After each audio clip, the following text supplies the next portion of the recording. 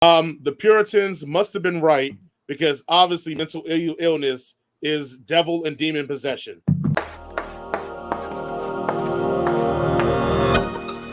A bizarre traumatic incident involving a patient, Dr. Rose Cotter starts experiencing frightening occurrences that she can't explain.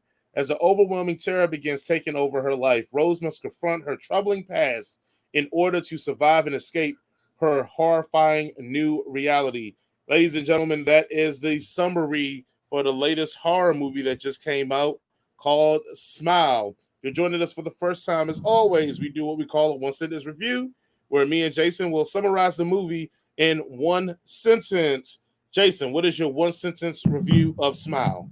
This is to Cal Penn. I'm looking right to you, Cal. You worked for Obama. You're better than this. And A-Train didn't do anything wrong. The Puritans must have been right because obviously mental illness is devil and demon possession. It's my one sentence review of Smile. All right, we're going to have fun with this one because we know from what Jason texted me. I don't know how you enjoyed this movie. I don't know how you enjoyed this movie. I don't. This movie was awesome. This movie was not the dumbest thing I've ever seen. I've seen Halloween Kills. All right. Right. That's the dumbest thing. I've seen Texas Chainsaw Massacre. That's the dumbest thing I've ever seen. But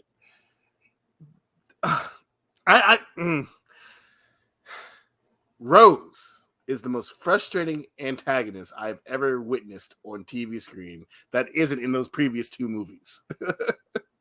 Okay, continue. Well, let's start with the story first, and then we can start with the person.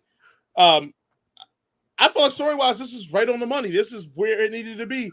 I hate the trailers for this movie. This movie presents itself as this jump scary, Ring kind of Grudge type of movie where it's like, you got so many days and this is going to come and get you, blah, blah, blah. But this is more in the ilk of It Follows. This is more in the ilk of Hereditary, where it is a slow burn. It's a slow burn. I'm not saying it's on the same level. It's in the same ilk, though. It's a slow burn, but the thing with this I think is beautiful. It's like it's an analogy for mental illness and trauma and how we perceive mental illness and trauma in the places that we do, like, quote unquote, live. And the fact that how the mechanism for mental illness is a lot of covering.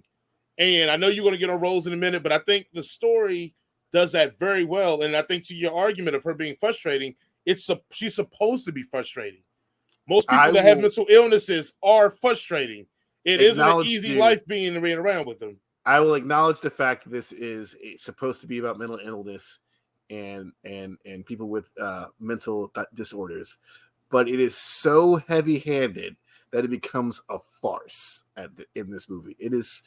It practically hits you over the head of the message, but then at the end, it doesn't really resolve the message. It just says, oh, we're also horror movies, so here we go. And we have to end like horror movies end, which is with not any hope, with only just more sequel baiting or, more trauma, as it were. So it's just, keep going. Isn't that literally the reality is that not the reality I want to experience your joy. Please keep going. Well, no, I'm just saying, but you just said, isn't that the reality of mental illness in America? That only thing when you have mental illnesses is usually passes trauma off to the people who are around you. And usually from a death, it passes trauma on to the people who are like, yeah, it literally is great. You're right. But like, you don't come to a movie just to be told what is happening, right? For a lot of us, maybe not you, maybe it's just for me. But I want to see it when I see a movie. I want to use that as a front to have like some sort of other conversation other than like, oh yeah, you're going to die from this or whatever. It's that is so like pedestrian to me. Like there's no other layers to it other than, oh yeah, mental illness sucks. Great. Like how are we going to deal with it? Well, we're not. Okay. In fact, right, but I think that's the point of it. That's what you're mad because the point of the movie is not what you like. Like literally, she is in the American. That's fine. She's in American, but again, I'm just saying. But you're acting like the story wasn't told properly. She's in the American health facility where we barely help anybody with trauma or mental illness. We never solve it. And usually what you just said is how we handle people with mental illness and trauma in America. But we go, oh, they got that. Oh, well. Herself, so she that's should have been able to figure this out. But no, the point is that mental health facilities in America are terrible. They don't really fix people. Think about the last time you've seen anybody in a mental health facility in America that actually got the help they received and it actually worked. Even with her being a therapist, she still felt the need to do all the symptoms of her patients, covering, pretending to be okay, erratic behavior. Like it literally is it was a slow burn to slow how mental illness can just literally wear you down and affect you, and it affects everybody around you. Because the person she actually explains this stuff rationally actually gives her help, but everybody else she just goes off the deep end on. And if this was supposed to be a explanation or examination of the mental health system, then there should never have been Joel. She should have just floundered down the hole, right? But did she not flounder down the hole? She should have just floundered down the hole completely. But she gives Joel, like she goes to her fiance, and it's just rambling and expects him to just be like, okay, whatever you say. But when she goes to Joel, her ex-fiance or ex-boyfriend, she starts off with, hey, can you look up this guy? Hey, can you just help me out here? Just help me out here. She doesn't just jump right into I'm being chased by demons. And then eventually she explains to him, oh yeah, after you've seen the evidence of this thing being real, now here's my experience. And then Joel can either believe or not believe her, but he's already seen that there's at least something there, right? Whereas the rest of the time when she's talking to any other character, she is not rationally. And Joel doesn't. She doesn't know that it's that Joel goes further research after she leaves. She never tells Joel anything. He continues on. He does tell Joel. He sees the pattern. No, remember, hold on. Remember, because she calls him and she goes, no, because remember she called. He goes, why didn't you tell me that all these people are connected to your patient and that they keep having a list going all the way up 29? Like he just experienced a trauma at her sister's house. She was not in her rational state of mind. She was confiding to the person she was spending the rest of her life with, being eccentric because she just got out of the hospital from just being a traumatic experience. So yes, you're asking her to be like, oh.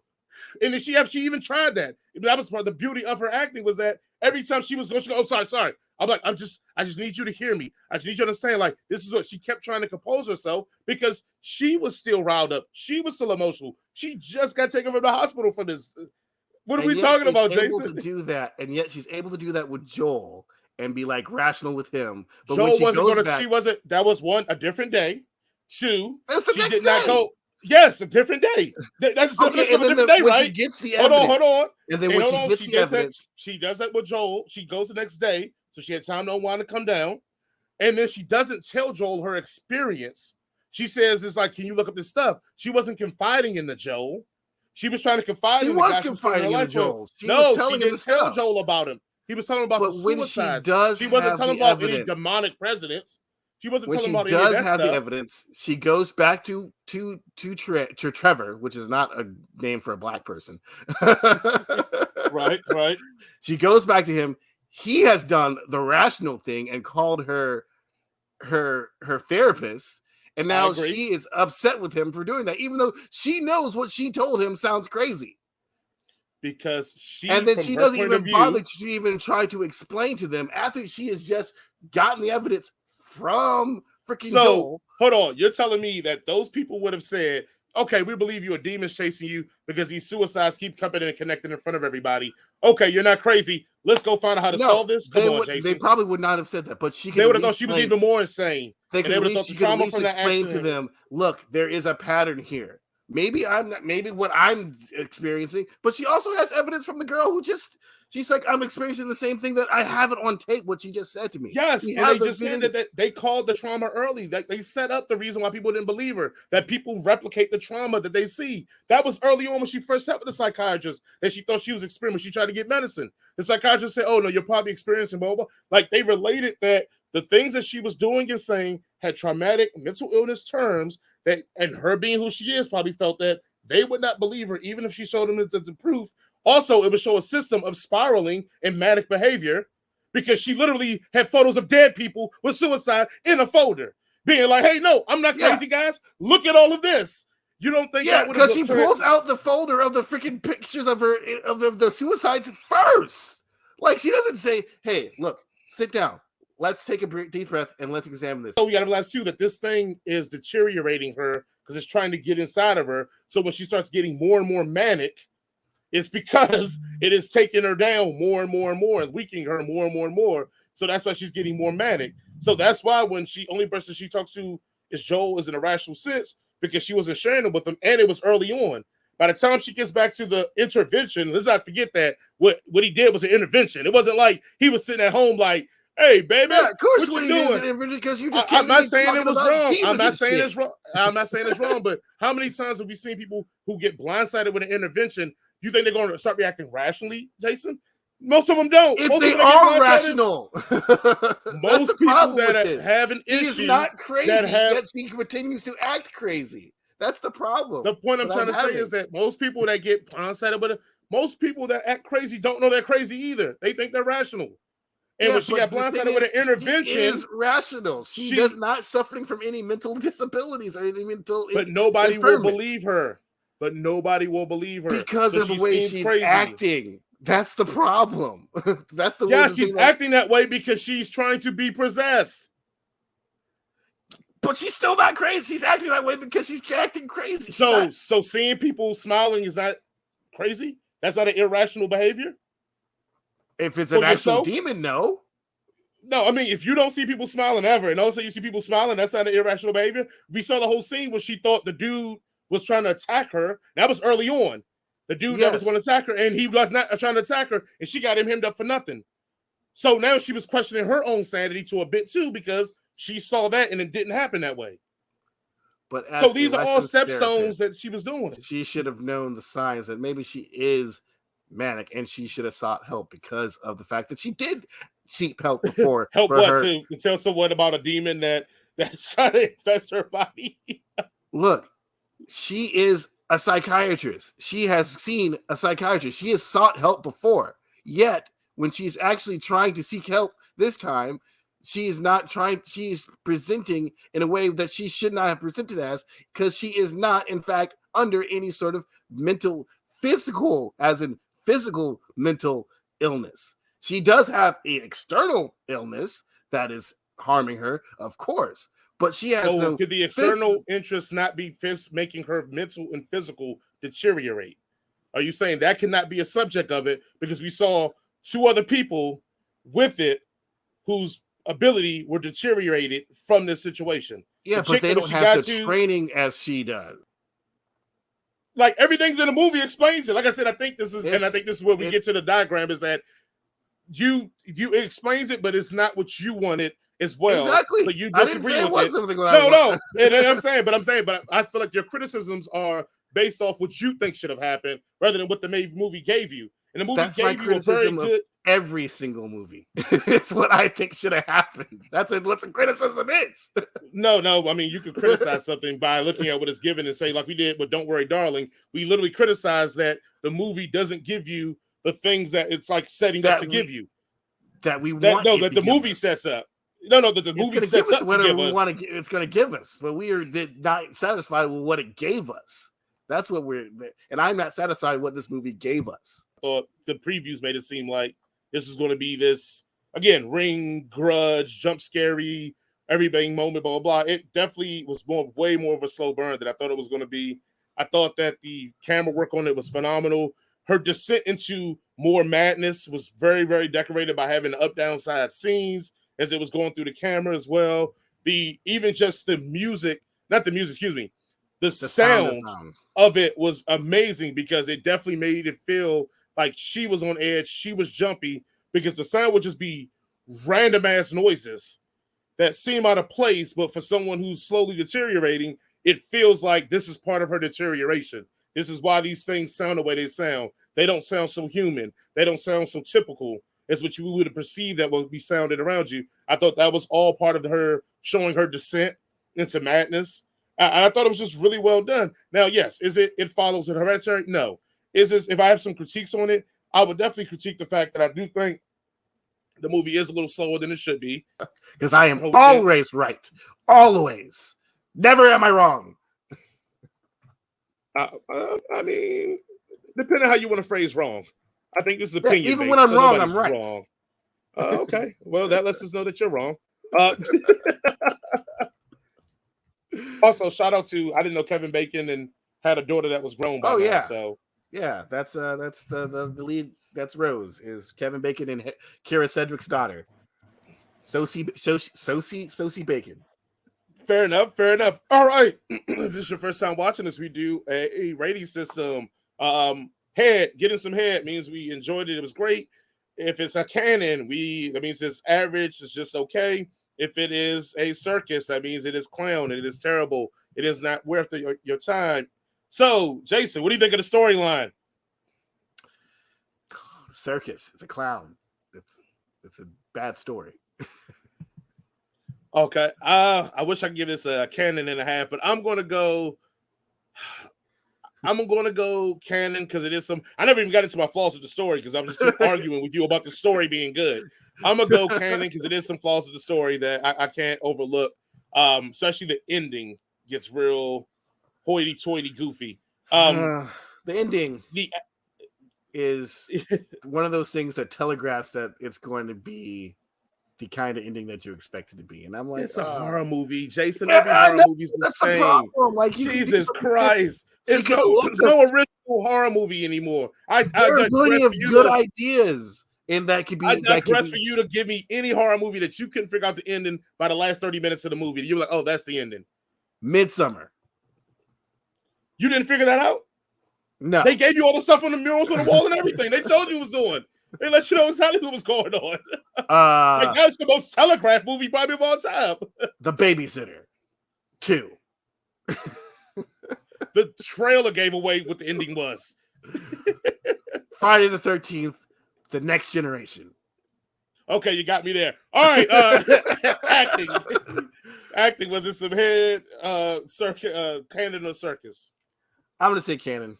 They're actually, pretty good in the acting department. I mean, obviously, Sophie Bacon comes down from royalty. And then you got A-Train, and you got Cal Penn back in another movie, and I was just happy to see him there. I was honestly happy to see him there. I'll give that. I'm gonna go ahead with this one, man. I thought it was really good. I thought even the patients that had smaller roles in this were really well acted and really it gave me a vibe that I'm like, oh, is this person really on the spectrum or got issues? Because they really played that pretty well. Then I guess the last one, the scares. What would you give the scares in this one? All right, so just to be honest, they telegraphed all the jump scares, so I watched a lot of it through my fingers like this, and then they did it, and I'm like, oh, that wasn't scary at all. So I'm gonna give it a clown. We did Circus. Oh wait, back it up, canon, because the end with the demon creature, I thought that was a pretty good visual. So it bumps it up a little bit. Okay, I'm gonna give it a canon too. I'm with you. I think all the really good scares were given away in the trailer. Yeah. So it kind of pissed me off. That was one of my critiques too. That it kind of pissed me off. But again, I kept thinking they sold this movie wrong. They really could have sold this as a high concept, or I guess for you, medium concept or low concept. But they should have never. They sold this as like a jump scare for not like. I feel like they could have sold this better. And I think if they sold it better, it would have made less money because a lot of people really don't want to go for high concept horror anymore. They kind of like, the Babadook. slashers. The Babadook didn't make no money. The Babadook became a cult classic after. But it got referenced in Scream 5, okay? Yeah. So did Hereditary. So did Midsommar. All these movies didn't make a lot of money. They make good horror movie money, but they didn't make like Get Out, Scream. Like, they didn't make that kind of money. They didn't make those kind of like, those movies are cult classics because after they got out of the theaters, people saw them and was like, oh, this movie's actually really good. And then, how it goes. Yeah. Just like I keep telling people they need to go see Barbarian because that is the horror movie probably of the year. And I'm saying that now. Sorry. Scares, really I would give that a canon. I don't fucks with no demons either, or ghosts, or kidnappings. I only fucks with slashers because I like, oh yeah, I'll just shoot that guy and I'll be fine. I'll shoot Michael Myers in his face, and I'll keep putting bullets in his head until he stops moving or he has no head anymore. Evil does not die tonight. All right, sorry. Go to the value. 1 through 5. 5 being great, 1 being straight trash. What do you give Smile? A 2. It's not straight trash. I just didn't like it.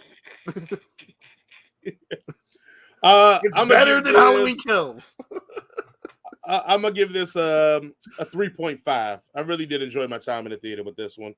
Smile was pretty cool. I enjoyed that pretty much. Now it is the part of the show that we all enjoy, which is the end. Ladies and gentlemen, thank you all for listening to Headcanon Circus. Please remember to like, share, subscribe. Follow us on YouTube, Facebook under Headcanon Circus. We're everywhere you want to be. I feel like that's a credit card thing that I just ripped off, but I'm just going to keep riding with it until they try to sue me for it. Discover?